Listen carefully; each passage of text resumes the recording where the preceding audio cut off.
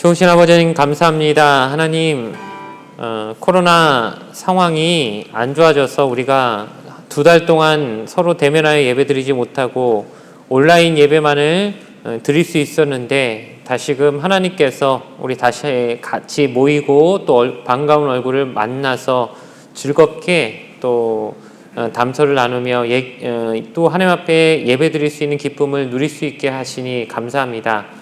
하나님, 모든 것이 우리의 힘만으로 되지 않는다는 것을 요즘 많이 느끼게 됩니다.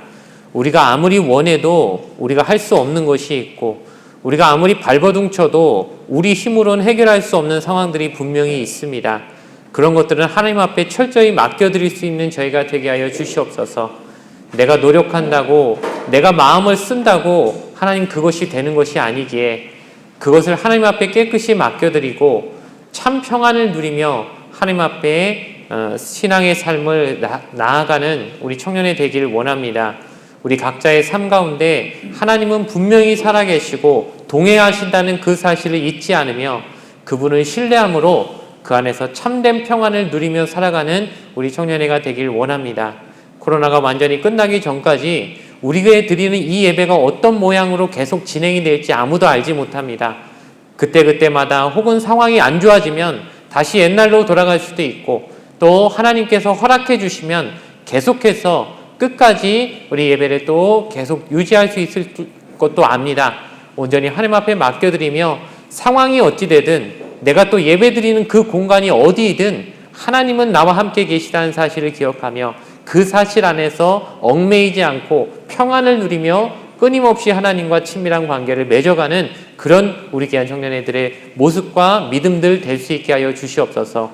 오늘도 우리에게 세미한 음성으로 하나님의 말씀을 들려주실 줄 믿습니다. 각자의 귀를 열어주시고 이 시간 들을 귀를 가지고 그 말씀에 집중하며 말씀 속에서 예수님을 만나는 귀한 시간이 되게 하여 주시옵소서. 예수님의 이름 받들어 간절히 기도드렸습니다. 아멘. 할렐루야. 여러분 진짜 2달 만에 만나서 너무너무 반갑습니다. 8월 16일이 제가 계산해 보니까 마지막으로 우리가 모인 예배더라고요. 그리고 오늘 10월 18일이니까 정확히 2달하고 이틀 딱 되어서 이렇게 다시 또 모이게 된 것 같습니다. 좌우에 계신 분들과 한번 그렇게 인사했으면 좋겠어요. 만나고 싶었습니다. 이렇게 만나고 싶었습니다. 정말 만나고 싶으셨죠? 정말 2달 만에 만나면 이렇게 또 반가운데 매주 만나면 또 그냥 그렇고 우리 모습이 사람의 그 연약함이나 또 이렇게 익숙해지는 것에 대해서 우리가 참 부족한 부분들이 늘 생기는 것 같아요. 하지만 하나님은 늘 새롭고 여러분에게 늘 새롭게 다가오시길 바라고요. 오늘 말씀도 하나님이 여러분에게 새로운 말씀으로 새로운 마음으로 다가가는 그런 음성으로 들려지기를 바랍니다. 오늘 우리가 함께 나눌 하나님의 말씀은 사도행전 21장 17절에서 40절까지 말씀을 보도록 하겠습니다. 사도행전 21장 17절에서 40절까지 말씀, 신약성경 224면에 있습니다. 224페이지에 있는 사도행전 21장 17절에서 40절까지 말씀을 우리가 한 절씩 교독하여 읽기를 원합니다. 17절에서 40절까지 말씀입니다. 예루살렘에 이르니 형제들이 우리를 기꺼이 영접하거늘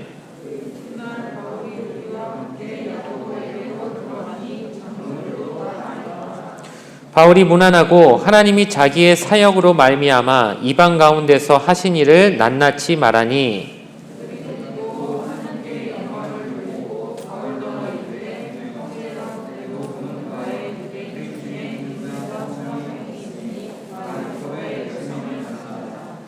내가 이방에 있는 모든 유대인을 가르치되 모세를 배반하고 아들들에게 할례를 행하지 말고 또 관습을 지키지 말라 한다함을 그들이 들었도다.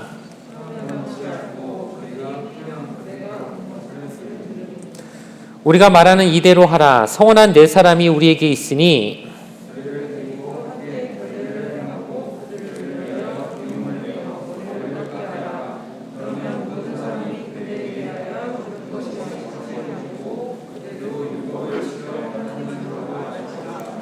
주를 믿는 이방인에게는 우리가 우상의 제물과 피와 목매어 죽인 것과 음행을 피할 것을 결의하고 편지하였느니라 하니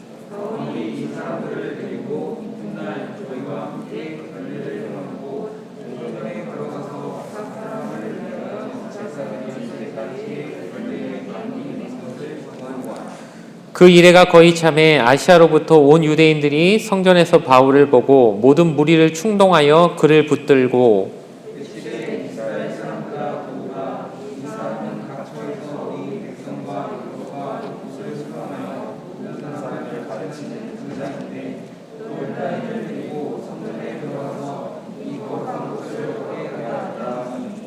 이는 그들이 전에 에베소 사람 드로비모가 바울과 함께 시내에 있음을 보고 바울이 그를 성전에 데리고 들어간 줄로 생각함이러라.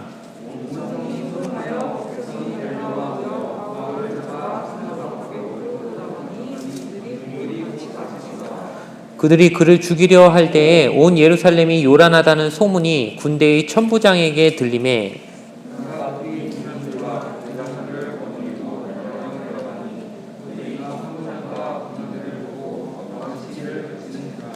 이에 천부장이 가까이 가서 바울을 잡아 두세 사슬로 결박하라 명하고 그가 누구이며 그가 무슨 일을 하였느냐 물으니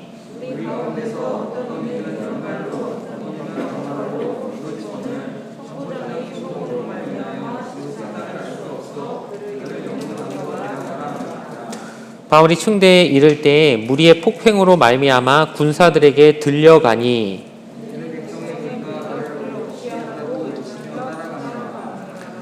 바울을 데리고 영내로 들어가려 할 그때에 바울이 천부장에게 이르되 내가 당신에게 말할 수 있느냐 이르되 내가 헬라말을 아느냐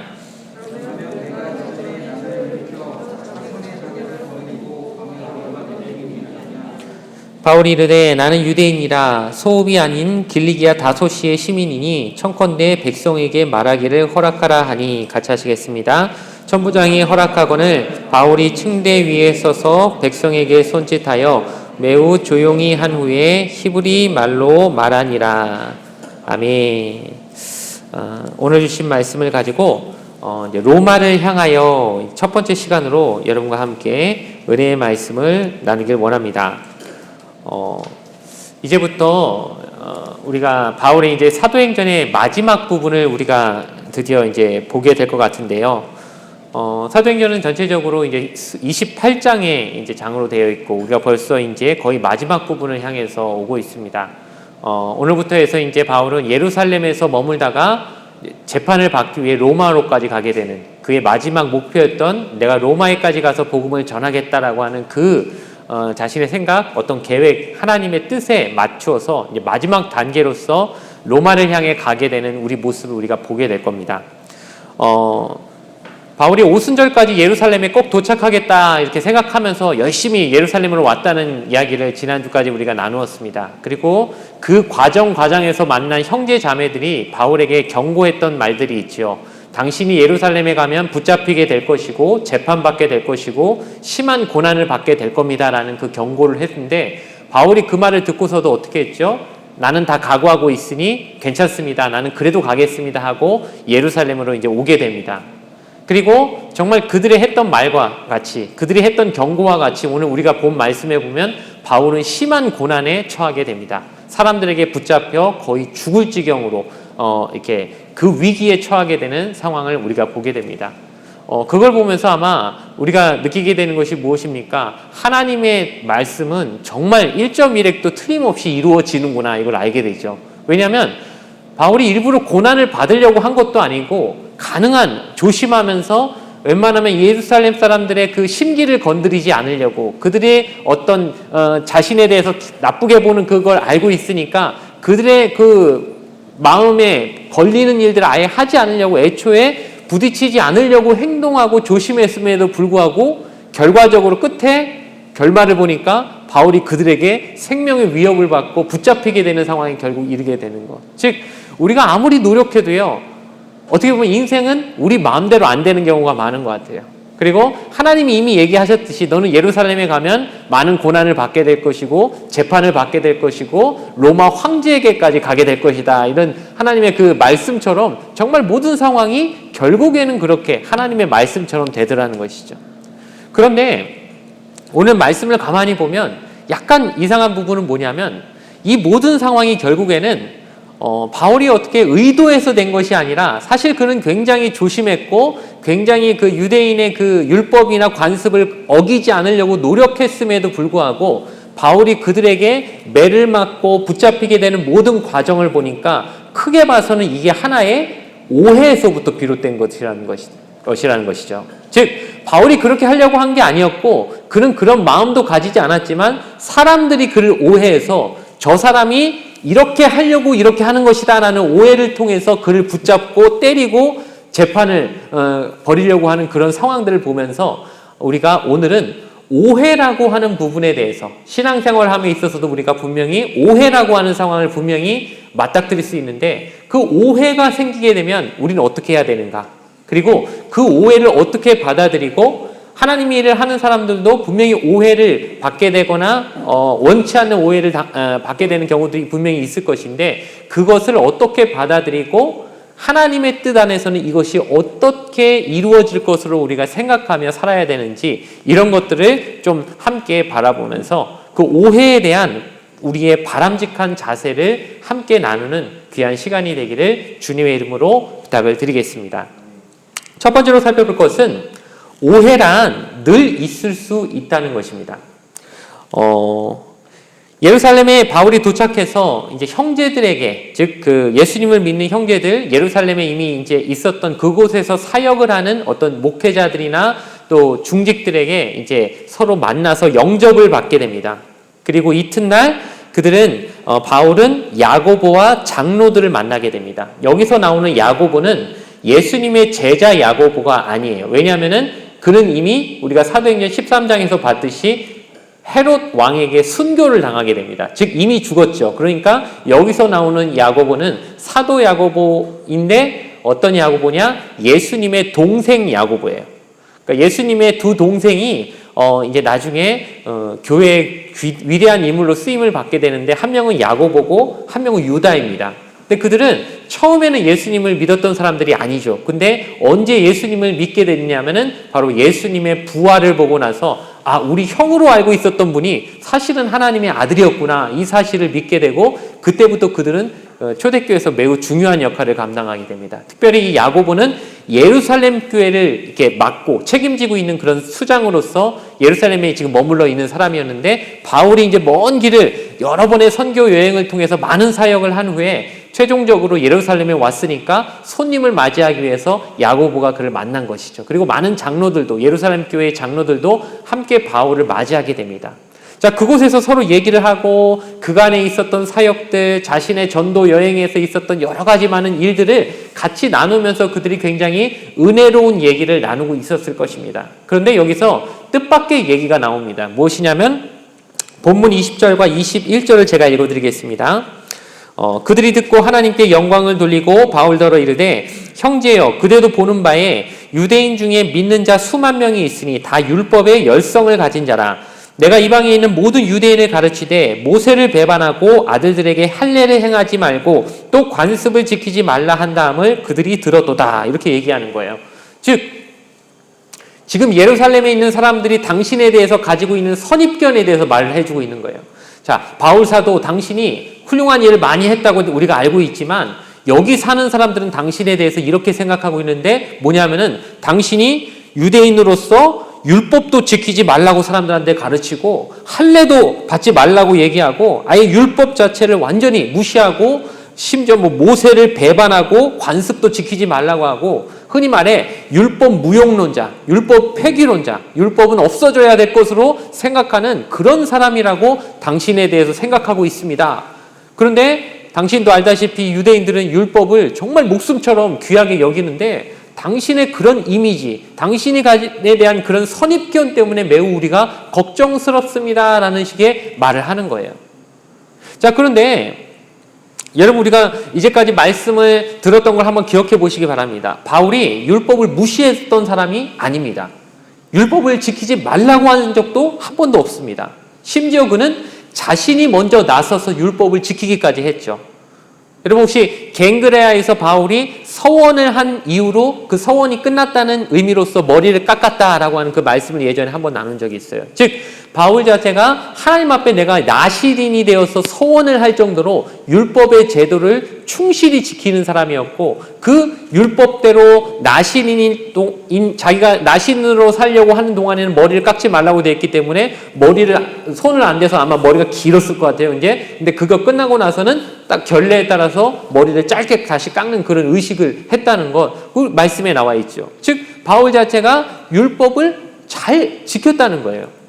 또 자신의 영적인 아들 디모데에게 일부러 그는 헬라인 아버지를 둔 사람이었기 때문에 어렸을 때 환례를 받지 않았어요. 근데 그를 유대인에게 복음 전하는 사역에 동참시키기 위해서 처음에 뭐부터 시킵니까? 할례부터 시키죠. 너가 이 할례를 받지 않으므로 유대인들에게 복음을 전하는데 방해가 될 수 있으니까 또 할례부터 받고 우리 하나님의 일을 하자 이렇게 하면서 그 아직 할례 받지 않았던 디모데에게 할례를 줄 정도로 할례를 하지 말라고 한 적도 없고 율법을 무시한 적도 없고 하나님이 주신 그 율법의 소중함을 다 인정하는 사람이었어요. 자, 그런데 왜 그런 바울에게 이런 안 좋은 선입견, 왜 잘못된 오해가 더 씌워졌을까요? 그것은 우리 사도행전 15장에서 찾아봤던 그 예루살렘 회의의 그 부분에서 기인했을 가능성이 많습니다. 그때 어떤 논쟁이 벌어졌습니까? 구원받기 위해서는 믿음만 있어야 되느냐 아니면 믿음 플러스 할례도 받아야 되느냐라고 하는 논쟁이 그때 있었죠. 그때 바울은 강력하게 어떤 주장을 했습니까? 구원에 있어서는 할례는 의미가 없다. 오직 믿음만이 있을 뿐이지 믿음 외에 무엇이 더 필요하지 않다라는 얘기를 하기 위해서 할례로 구원받는 것이 아니다라는 주장을 하긴 했지만 그 자체는 할례를 받지 말라고 한 것이 아니죠. 그것이 구원의 조건은 아니라고 말한 것뿐입니다. 그래서 디모데에게도 할례를 일부러 행할 정도로 바울은 율법의 관습이나 어떤 율법이 지키라고 하는 것을 충실히 잘 지키는 사람이었다는 거예요. 자, 그럼에도 불구하고 그에게 더 씌워진 이미지는 쉽게 없어지지 않았어요. 그래서 예루살렘 사람들은 지금 뭐라고 오해하고 있습니까? 바울은 율법을 폐기하는 사람이다. 율법을 무시하는 사람이다. 모세를 배반하고 율법의 모든 지켜야 될 것들을 하지 말라고 말하는 아주 나쁜 사람이다라고 하는 그 잘못된 선입견을 가지고 예루살렘 사람들이 지금 바울을 생각하고 있다. 이런 우려를 지금 예루살렘 교회 지도자들이 바울에게 말해주고 있는 것이죠. 자, 여러분, 이렇게 하나님의 일을 하다 보면요, 원치 않는 오해를 받게 될 수가 있습니다. 저도 이렇게 사역을 하다 보면은 저가 생각하지도 않았던 오해를 받게 되는 경우가 있어요.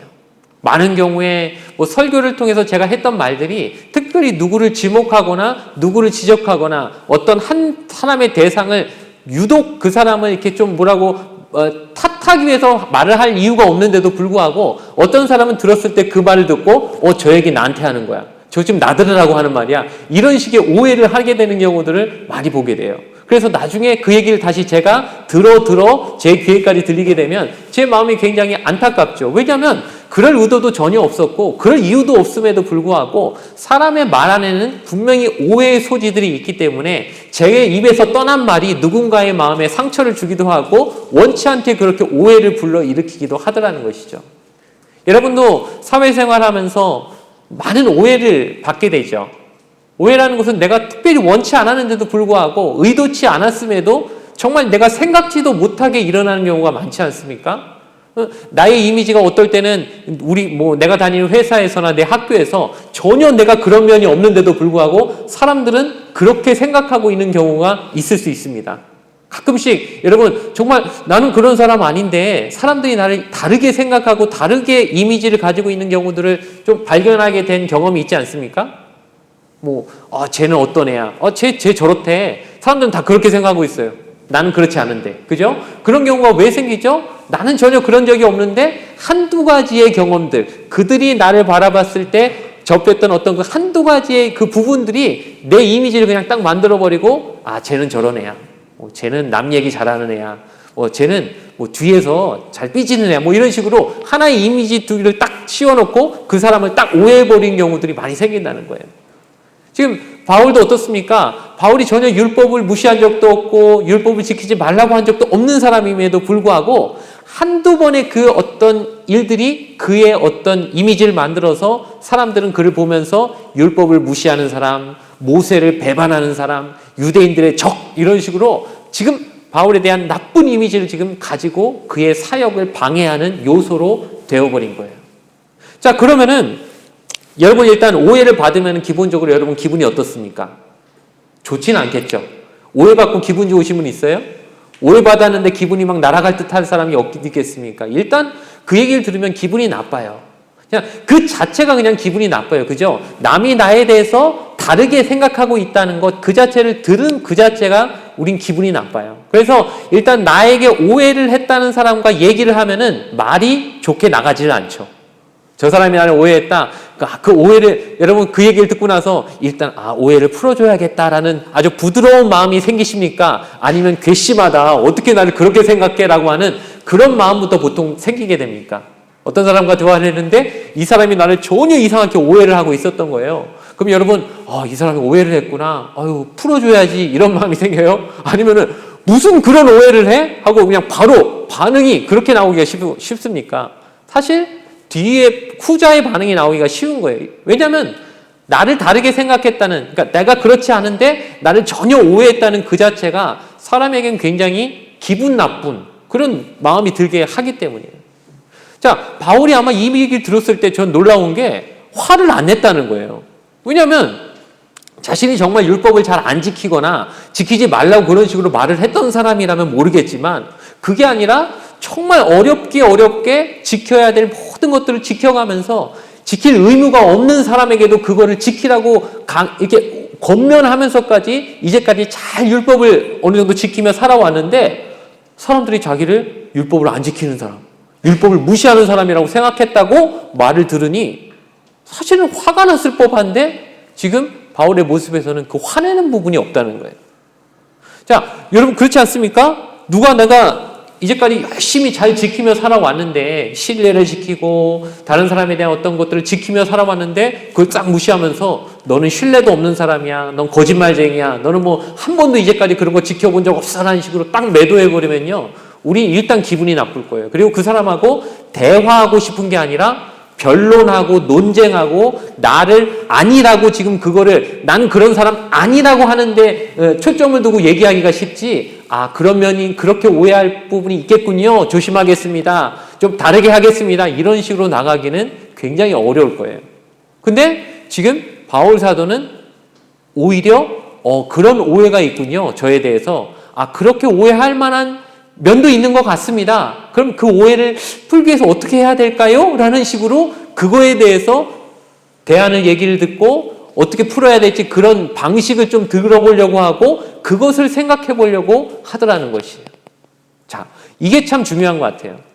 우리가 살면서 분명히 오해받으면 기분 나쁩니다. 그리고 나는 정말 오해받고 싶지 않은데도 불구하고 끊임없이 우리 모두는 각자에게 오해를 하며 살아갈 수밖에 없습니다.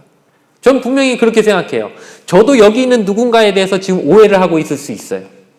왜냐하면 연약한 인간은 보고 듣고 몇 가지의 어떤 그 감각으로만 다른 사람에 대해서 알 수 있기 때문에 제한적인 정보만 알고 있기 때문에 그 사람을 100% 속속들이 어떻게 알겠습니까? 그러니까 우리는 몇 번 나눈 대화라든가 가끔씩 봤던 몇 가지 그 시각적으로 우리가 봤던 그 장면들, 그 사람의 그 모습에서 내가 봤던 부분들, 그 몇 가지를 가지고 상대방을 평가하고 상대방이 어떤 사람일 것이다 라고 생각할 뿐이지 정말 그 사람에 대해서 100% 알 수는 없는 거거든요.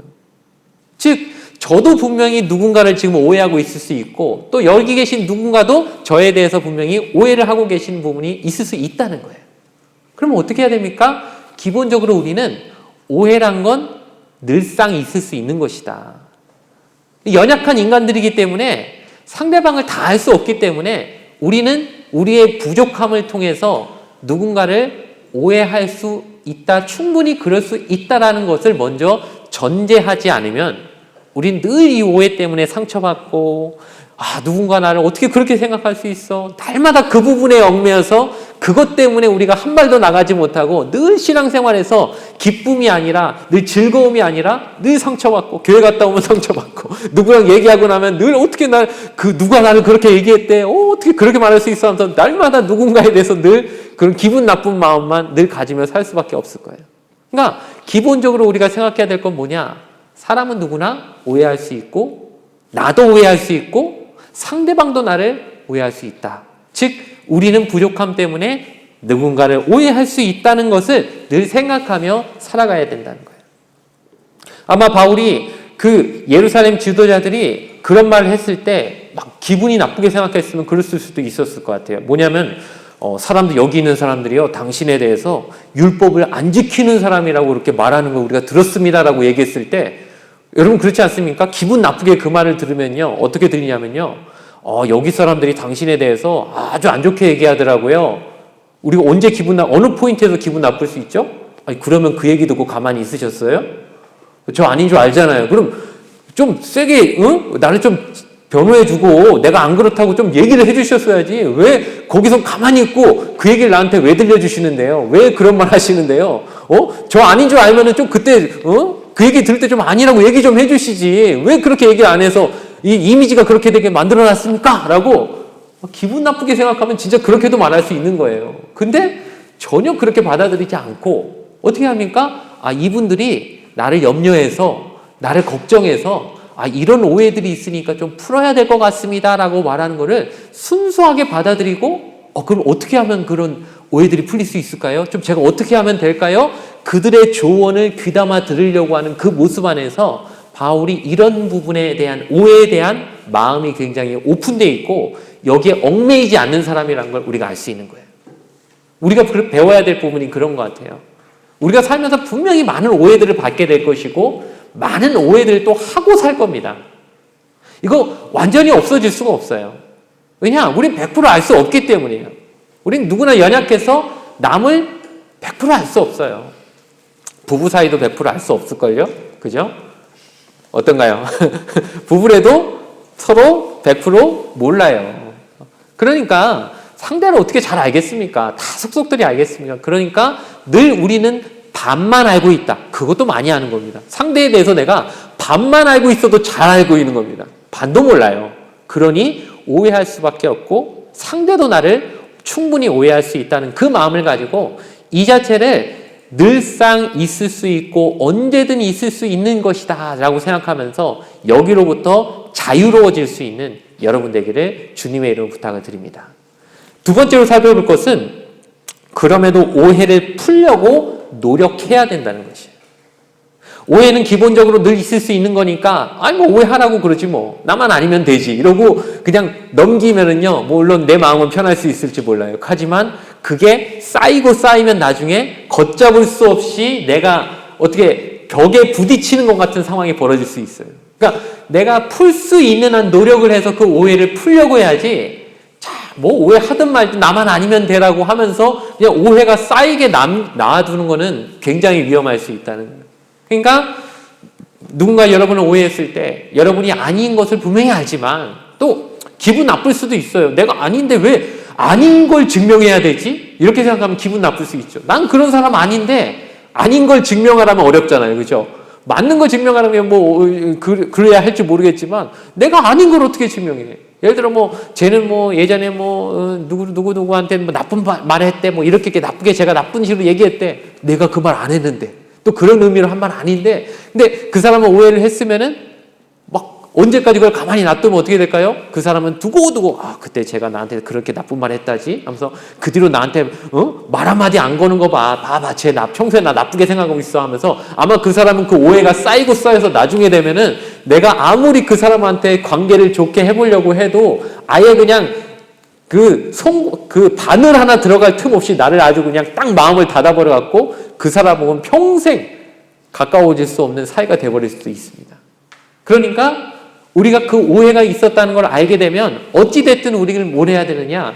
최선을 다해서 그 오해가 풀리도록 노력을 해야 된다는 거예요.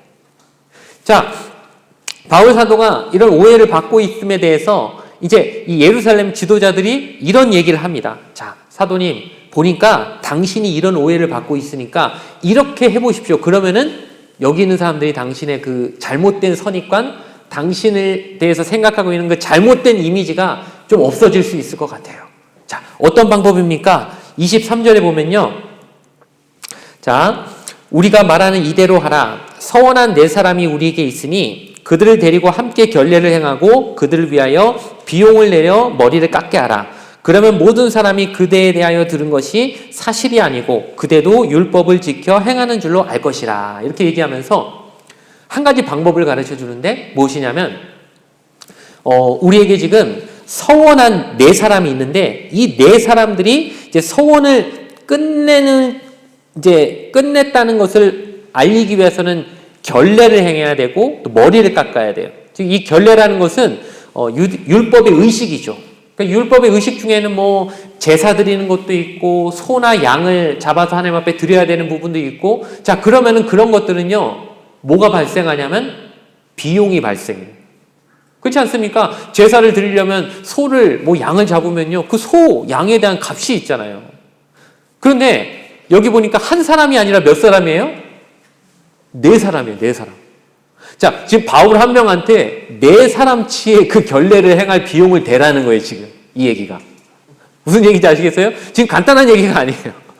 자, 바울 사도님, 지금 당신에 대한 오해가 매우 큽니다. 그러니까 당신이 율법을 잘 지키는 사람이라는 걸 좀 보여줘야 될 것 같은데, 여기 네 사람이 있는데, 이 네 사람이 행할 결례의 비용을 좀 지불하시죠. 이 얘기를 하는 거예요. 그냥 결례를 하세요라고 하면 우리가 성경 그냥 대충 읽을 때는 결례를 행하라는 거구나 그런가 보구나 하고 넘어갈 수 있는데요. 이게 이렇게 쏙쏙들이 알게 되면 쉬운 일이 아니라는 걸 알 수 있어요. 지금 한 사람한테 아주 큰 부담을 지우는 겁니다. 당신이 율법을 잘 지키는 사람이라는 걸 보여주기 위해서 당신에게 지금 있는 그 오해를 풀기 위해서 여기 있는 네 사람들을 데리고 가서 결례를 좀 행하시죠. 그러려면은 그 비용은 당신이 다 지불해야 됩니다. 지금 말하고 있는 거예요. 어마어마한 부담을 지우는 거예요. 자, 그러면은 여러분 입장을 바꿔서 여러분에게 이런 제안이 왔다면 기분 좋을까요? 아니죠. 애초에 나는 그런 사람이 아닌데. 나는 그런 사람이 아닌데 자기들이 다 오해해놓고는 이 오해 풀라고 나보고 네 사람이 행해야 할 거를 나 혼자 다 하라고 하니까 지금 말도 안 되는 부담이 나한테 들어온 거예요. 기분 나쁠 상황입니다. 기분이 나빠야 마땅한 상황입니다. 오해고 뭐고 간에 니들이 오해하든 말든 나는 상관없어. 내가 그런 사람 아닌데 왜 나를 오해해가지고 난 싫어. 나는 그거 풀기 싫어. 뭐 니들 마음대로 생각해 하면서 지금 기분 나쁘게 생각할 수 있는 충분한 상황이 지금 된 것이에요. 근데 사도 바울이 어떻게 합니까? 거기에 대해서 토달지 않습니다. 그리고 기쁘게 그걸 받아들입니다. 감사합니다. 좋은 방법을 알려주셔서 감사합니다. 제가 그대로 하겠습니다. 그리고 네 사람이 행해야 될 그 비용을 다 자기가 지불하면서 그 사람들을 율법의 의식을 행하게 해주는 거예요. 무슨 의도인지 알겠죠? 자기에게 지금 얽혀있는 자기를 향해 지금 바라보고 있는 그 오해들을 풀려고 최대한의 노력을 하는 겁니다. 하나님이 원하시는 부분인 것 같아요. 우리가 살면서 어쩔 수 없이 우리는 오해를 받습니다. 내가 원하지 않았는데 누군가가 나에 대해서 나쁘게 생각하고 또 일부러일 수도 있죠. 어떤 사람이 정말 악의를 가지고 나를 나쁜 이미지로 만들려고 잘못된 얘기를 어느 순간 하고 있을 수도 있습니다. 그 사람이 뭐 여러 가지 이유가 있을 수 있겠죠. 그냥 그 사람도 또 오해해서 나를 나쁘게 봐서 그다음부터 나쁜 의도를 가지고 또 계속 오해를 만들고 있는 수도 있어요. 자, 우리가 살면서 그런 이유로 내가 원치 않게 여러 가지 많은 오해를 받을 수 있습니다. 자, 근데 그거를 풀어야 돼요. 근데 풀려면은 간단한 게 아니고 이런 식으로 내가 감당해야 될 부담이 너무 커요. 그렇지 않습니까, 여러분? 오해란 게 생기긴 쉬워도 풀려면 얼마나 어려워요. 예를 들어 누가 나보고 거짓말쟁이라고 누가 팍 소문을 퍼뜨려놨어요. 그럼 그때부터 나는 그 오해를 풀려면 거짓말쟁이가 아니란 걸 보여줘야 되는데, 그럼 그 얘기가 퍼지는 건 쉽지만요, 내가 아닌 사람으로 인정받으려면 몇 년을 혹은 몇십 년을 계속 신뢰받으려고 행동을 해야 될 수도 있어요. 그렇지 않습니까? 거짓말쟁이 이미지가 씌워지긴 쉽지만 아니야, 저 사람 괜찮은 사람이야, 정직한 사람이야, 신뢰할 만한 사람이야 라고 그 이미지를 만들려면요 몇 달이고 몇 년이고 수도 없이 나는 그거에 대한 비용과 대가를 치불해야 될 수도 있는 거예요. 굉장히 어려운 거예요. 그럼에도 불구하고 그 오해를 풀기 위해서 노력하라고 오늘 말씀은 우리에게 말해주고 있습니다. 너가 그렇지 않은 거 아는데 그럼에도 비용을 지불하고 대가를 지불해서라도 너의 그렇지 않은 면을 보여줘라. 왜 그럴까요? 오해하면 무슨 일이 생깁니까? 오해하라죠. 그 사람하고 나하고 관계 끊어버리면 되는 거 아니에요? 안 보면 되는 거 아니에요? 말 안 하면 되는 거 아니에요? 아니 마음대로 생각하라고 해. 난 그러기 싫어요 라고 분명히 말할 수 있지만 성경이 우리에게 그러지 말고 그 사람이 잘못된 오해를 가지고 있으면 풀어주어라고 하는 이유는 무엇이냐면은 바울 사도는 고린도전서 9장 19절과 20절에서 이렇게 말합니다. 나는 할례 받은 자에게를 위해서 할례를 행하고 할례 받지 않은 자들을 위해서는 그 자들과 같이 한다라는 말을 합니다. 즉 이 사람들에게는 이 사람들에게 맞춰주고 다른 사람들에게는 또 그 사람들에게 맞춰준다라고 말하는 이유는 뭐냐면은 그 맞춤을 통해 내가 높아지고 내가 괜찮은 사람이 되고 싶어서가 아니라 그래야만 그들에게 예수님을 전할 수 있기 때문이에요. 누군가 나를 오해하고 있는 사람한테 내가 예수님 전할 수 있습니까? 나를 나쁘게 보고 거짓말쟁이야, 쟤 나쁜 애야, 쟤 못된 애야 라는 이미지를 가지고 있는 사람한테 가서 예수님 믿으세요, 교회 한번 나와보세요, 예수님 정말 좋은 분이세요 말하면요, 그게 복음이 아니라 오히려 그 사람의 그 마음을 닫아버리는, 기독교 하면 아주 그냥 아주 진절머리나게 만드는 것이 될 수도 있는 거예요. 그러니까 정말 당신이 하나님의 증인, 예수님의 증인으로 살고 싶으면 누군가 사이에 오해가 생겼다면 풀라고 하는 거예요. 근데 아까도 말했듯이 오해를 풀기 위해서는 시간이 들고 비용이 들고 대가가 있어야 돼요. 많은 비용이 들어가요. 그러니 이 어려운 일을 하는 이유는 무엇이냐? 오로지 예수님 때문이에요. 그 사람이 나 오해한 거 그 자체도 기분 나쁜데 내가 왜 풀려고 해야 됩니까? 예수님 때문이에요. 자, 근데 사실 어려운 부분이 뭡니까? 우리의 자존심 문제죠. 사실 누군가 나를 오해했는데 내가 그걸 풀려고 하는 것 그 자체가 내 자존심을 꺾어야 가능한 거예요. 왜냐면 나는 애초에 그런 사람이 아니고 난 그런 식으로 생각해 본 적도 없는데 혼자 오해한 거 가지고 내가 그걸 풀려고 하면은 내가 먼저 손 내밀어야 되죠. 내가 먼저 웃어야 되죠. 내가 먼저 그 사람한테 미안하다고 해야 되죠. 내가 뭘 미안했는데 근데 또 미안하다고 해야 돼요. 뭐 이게 자존심 문제로 들어가면 이게 어려워요. 그죠? 풀어야 된다는 거 알면서도 왜 어렵습니까? 내가 잘못한 거 없는데 내가 왜 미안하다고 해야 돼? 내가 왜 수그려야 돼? 내가 왜 웃어줘야 돼? 내가 왜 가까이 가서 먼저 말 걸어줘야 돼? 싫거든요. 내 자존심 때문에. 근데 바울은 자존심을 내버리고 그걸 한 거예요. 자기는 그런 사람이 아닌데도 그거 오해가 있다면 풀어주고 예수님을 전해야 되니까 자기의 비용을 다 들여서 네 사람의 결례를 대신 행해주는 비용과 대가를 지불한 겁니다. 여러분, 진리가 너희를 자유케 하리라는 말씀이 있죠.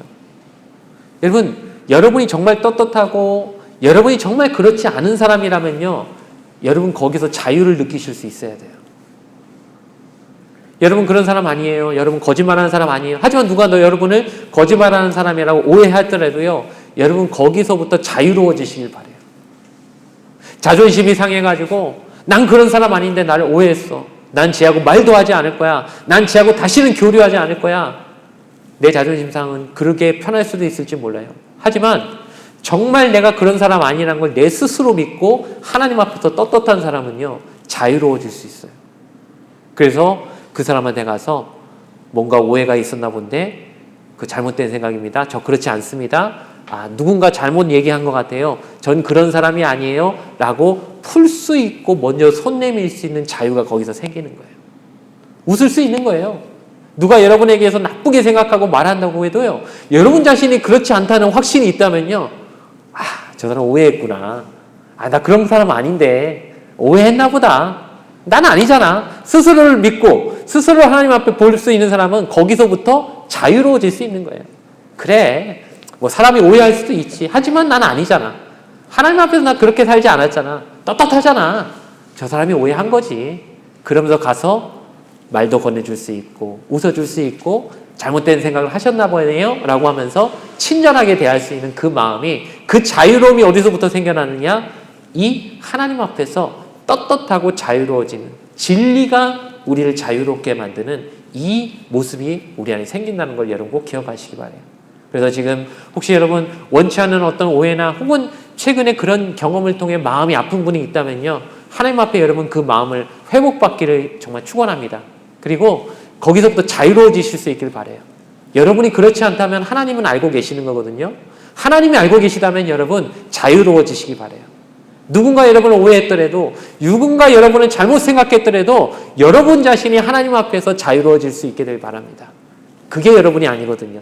그건 여러분이, 그 사람이 가진 잘못된 생각일 뿐이지 그 오해가 여러분이 아닌 걸 여러분 아시고 하나님 앞에서 진정 자유로워질 수 있는, 풀려고 노력하실 수 있는, 자존심 문제에 걸리지 않을 수 있는 여러분 되기를 주님의 이름으로 부탁을 드립니다. 마지막으로 살펴볼 것은 오해도 하나님의 섭리라는 거예요. 27절에 보니까요,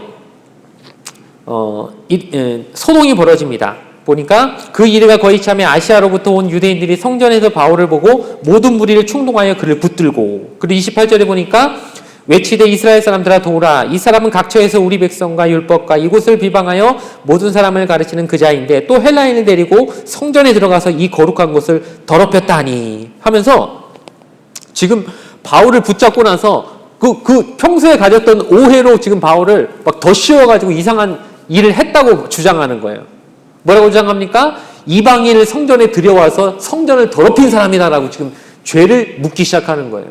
근데 그런 일이 벌어지지 않았거든요. 바울이 지금 이방인을 성전에 들여보낸 적이 없습니다. 하지도 않았어요. 근데 이 사람들이 그냥 평소 이미지를 가지고 저랬을 거야 라고 말한 다음에 사람들을 충동시켜갖고 지금 바울을 붙잡은 거예요.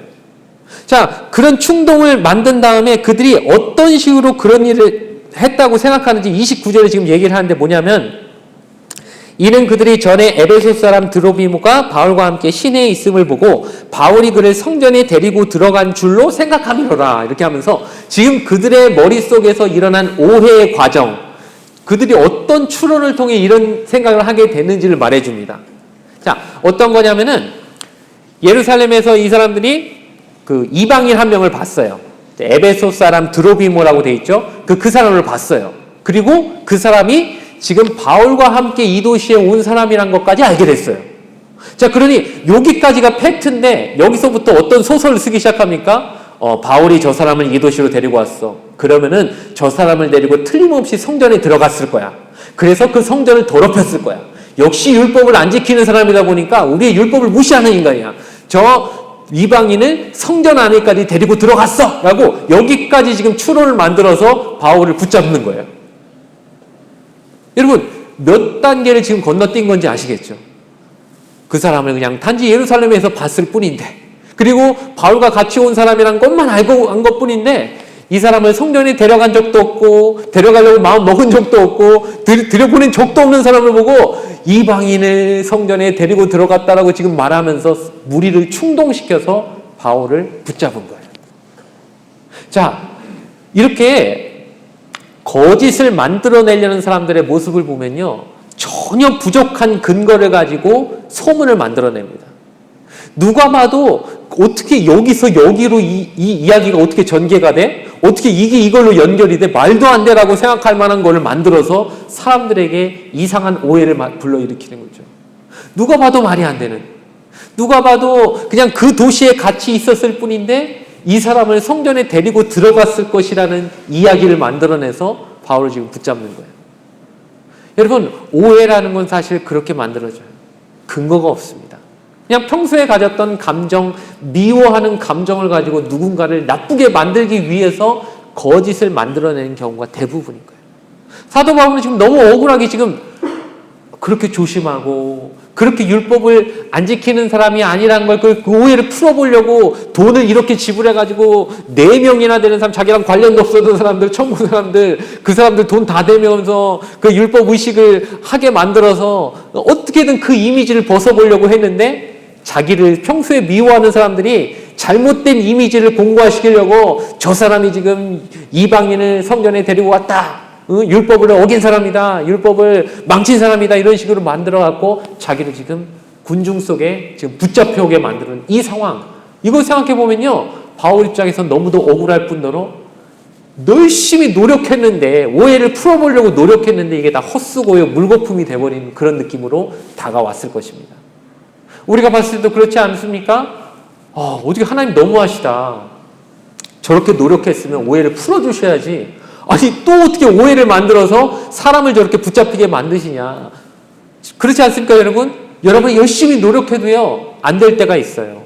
막 발버둥 치고 나에게 씌워진 그 오해가 풀어보려고 한번 노력하고 사람들한테 아니라고도 얘기하고 막 밥도 사주고 나 그런 사람 아니하고 막 친해보려고 노력했는데도 불구하고 상황이 점점 안 좋아지고 꼬여지면 여러분 어떻겠어요? 기분이 얼마나 안 좋겠어요? 얼마나 낙심이 되겠어요? 바울 사도는 지금 여기 예루살렘까지 와가지고 노력하고 자기 나름대로 사람들한테 자기 이미지를 바꿔보려고 잘못된 오해를 풀어보려고 노력을 다 해봤는데 그 미워하는 한두 사람이 만들어낸 그 가짜 소문에 의해서 역시 군중들에게 미움받아서 지금 죽을 위기에 처하는 그 상황이 된 것이 모든 것이 헛수고 같고 모든 것이 자기 뜻대로 안 된 것처럼 생각될 수 있습니다. 근데 여기서 놀라운 것은 이것조차도 하나님의 큰 계획 안에서는 다 들어있더라는 거예요. 이 오해가 하나님의 계획을 망치는 게 아니라 하나님 이 오해를 통해서도 하나님의 계획을 이루어 가시더라는 거예요. 자, 어떻게 되냐면은 사람들이 지금 바울을 막 붙잡아서 막 때리려고 하고 죽이려고 하고 또 소란이 막 벌어지니까 여러 사람들이 막 모락모락 소리를 치니까 온 예루살렘이 얼마나 시끄러워졌겠어요. 그러니까 그 예루살렘을 지키는 로마의 천부장에게 그 소리가 들어간 거예요.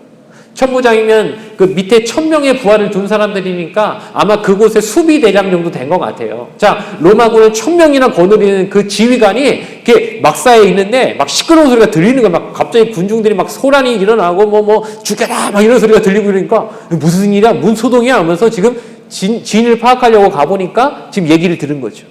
자, 근데 그 로마 천부장이 출동을 하니까 혼자 가진 않았을 거 아니에요. 휘하에 막 몇백 명은 데리고 왔을 거 아니에요. 그러니까 로마 군인들이 막 말 타고 따닥따닥 하고 소리가 들리니까 군중들이 지금 어떻게 돼요? 순식간에 잠잠해지는 거예요. 볼까요? 31절 볼까요? 그들이 그를 죽이려 할 때 온 예루살렘이 요란하다는 소문이 군대의 천부장에게 들림에 그가 급히 군인들과 백부장들을 거느리고 달려 내려가니 그들이 천부장과 군인들을 보고 바울치기를 그치는지라. 순식간에 그 분노가 잠잠해지죠. 여러분, 분노 유발자라는 말이 있지만 분노를 잠잠하게 만드는 방법이 있어요. 훨씬 센 사람이 오면요 갑자기 나에게 있던 그 분노가 조절이 됩니다. 그죠? 군중들이요 그렇게 죽이려고 하다가 천부장이 한 몇백 명 데리고 그 로마 군인들 데리고 무슨 일이야 누가 소란 피웠어 하니까요 그 군중들이 화가 났던 군중들이 갑자기 싹 잠잠해지면서 조용해지는 거죠. 그리고 바울이 죽을 뻔한 위기에서 어떻게 됩니까? 천부장을 통해 구원을 받게 되는 거예요. 근데 그거 누가 하셨을까요? 누구의 계획 안에 있었을까요? 결국 하나님의 계획 안에 있었던 거예요. 하나님은 지금 천부장을 보내셔서 바울을 지켜주고 계시는 거예요. 우리가 봤을 때는 하나님 너무하시다. 바울이 그냥 그 오해 한번 풀어보려고 자기 돈 들여가지고 그 4명이나 되는 사람들 결례를 행하게 만들고 율법의식 지키게 만들고 노력을 저렇게 했는데 오해가 풀려야 될 것 같잖아요.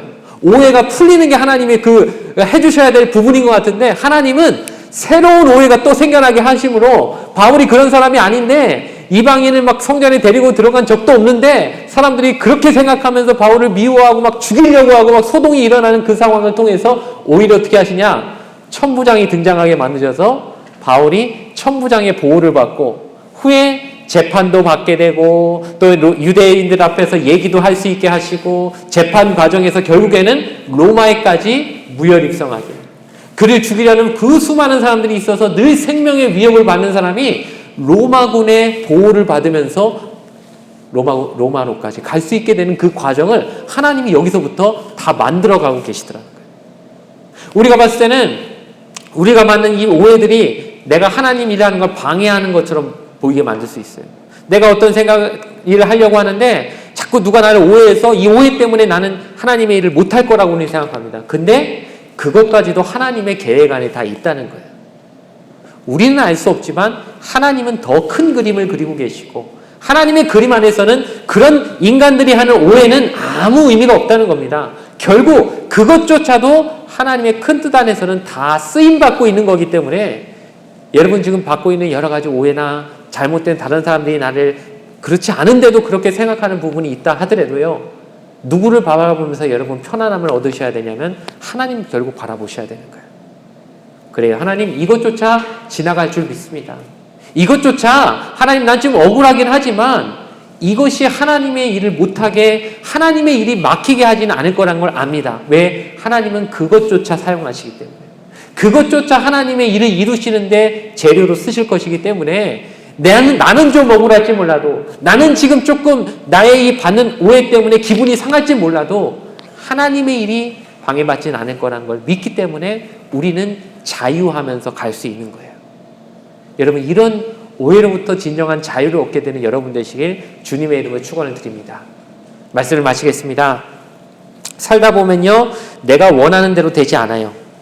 아마 살면 살수록 더 그런 걸 우리 많이 느끼게 될 겁니다. 내 뜻과 다르게 오해를 받을 수도 있고, 또 그 오해를 풀어보려고 아무리 노력해도요, 이게 자꾸 엉키기만 할 때를 경험할 수 있을 것입니다.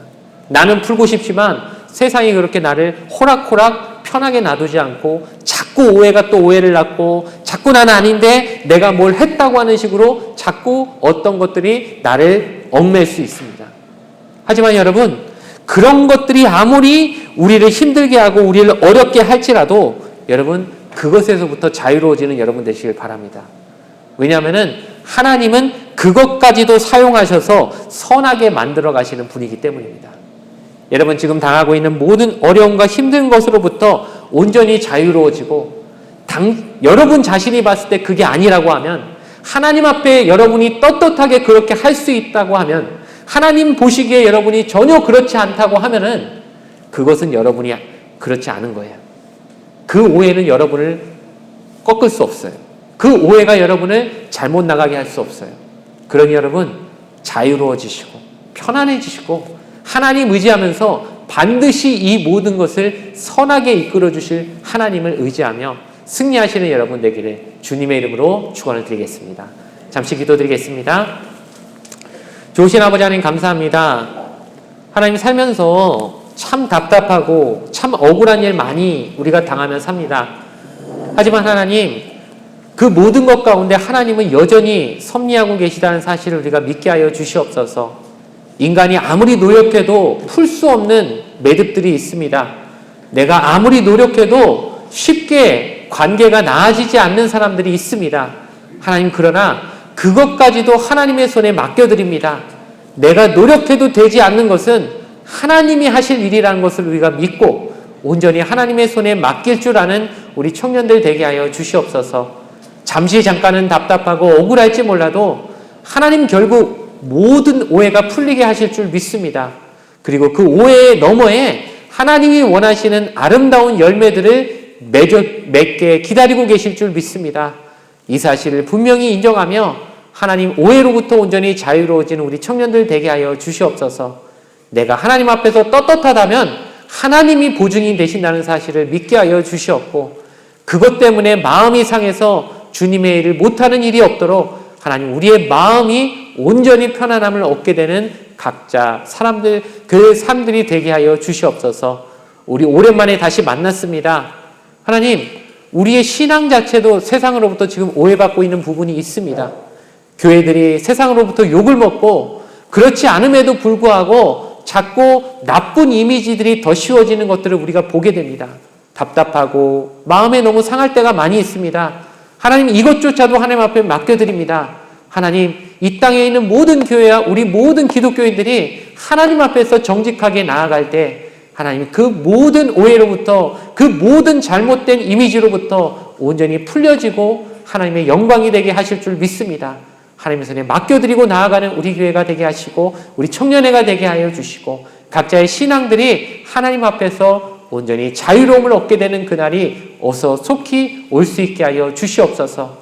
바울 사도와 같이 최선을 다해 하나님 앞에 정직하게, 그리고 그것을 풀려고 노력할 때 하나님의 방법으로 더 좋은 결과들을 얻게 되는 삶들을 살 수 있게 하여 주시옵소서. 예수님의 이름으로 축복하여 기도드리옵나이다. 아멘.